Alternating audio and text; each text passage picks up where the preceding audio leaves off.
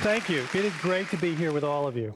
I get to spend the next 45 minutes talking about a topic I have a deep passion about, the concept of authentic leadership and what's turning it on its head from my perspective of looking at the impact it's having on about 4,000 executives that we've been working with, from GE to the Girl Scouts, from Unilever to West Point, and all in between.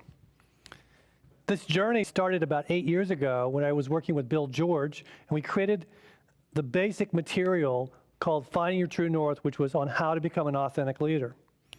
Now, at the time we did this, we had 12 chapters, and they were all compelling pieces, and we all felt like all of them were important. Actually, I liked one particularly, which was your crucible stories, which is the stories that have challenged you most in your life. But the reality was that as much as that was entertaining and compelling, it wasn't the one that made the biggest difference over time. It turns out that after about 2,000 executives and following them over 2 or 3 years, that there's one thing that we were doing in these programs that truly made a huge difference, to the level where they were able to do the hard right instead of the easy wrong as a leader, which is really one of the biggest challenges we all have. I mean, think about it. The easy stuff, great, we get rewarded for, but how do you do the hard right? The thing that really will be challenging and difficult, that doesn't come with lolly accolades, but is the real thing that will determine what is our brand and how people will remember us. What we discovered is that your clarity about what your unique purpose for why you lead is the key thing that has made the biggest difference to your being able to face the world that we live in today and make the right choices. We talk about leadership. I'm really not talking about the simple version of, okay, am I a leader or am I a manager? We're really talking about how to lead in really challenging times like today. Now, in some ways, for many of you, it's the times like the ones you're sitting in probably where there isn't the data. The strategy no longer does fit. And you still have to make decisions that have a big implication for other people. And how do you do that? So that's what we're really talking about. Imagine that you're a pilot in a plane. Because in some sense, leading is about the equivalent of sort of being the captain of an airplane. And you're flying, and in the real world, not one engine, but both engines go out.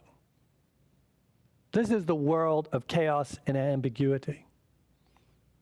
Now, we know about the flight that landed in the Hudson and Sully Sullenberg and his ability to do it. And what's interesting is when you listen to the tape of the actual conversation with him and the people who were trying to guide him, their conversation with him had absolutely nothing to do with the reality he was facing.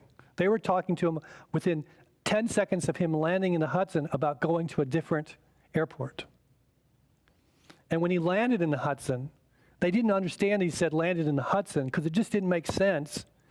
And another person from another location had to come online and say to the crew that was supporting him, no, you don't understand, he just landed in the Hudson.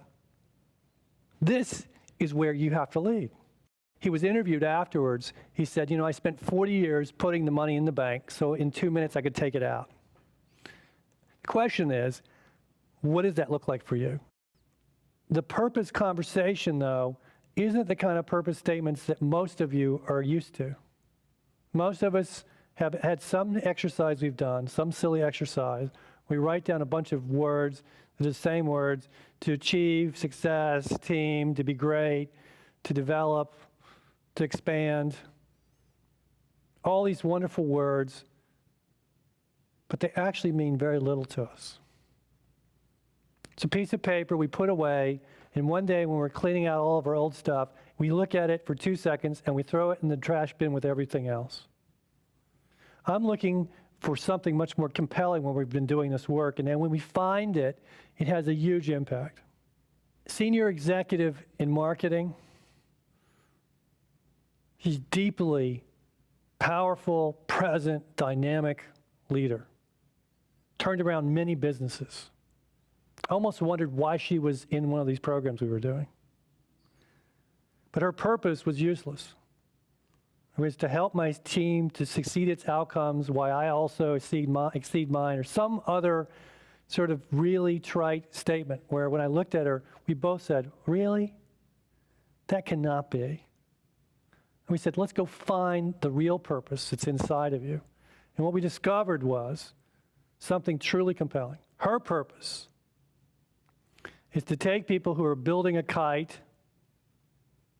and have them build a rocket. Now, her story starts in Bahrain in 1971, flying a kite that her father and her made that crashes to the ground. It's broken.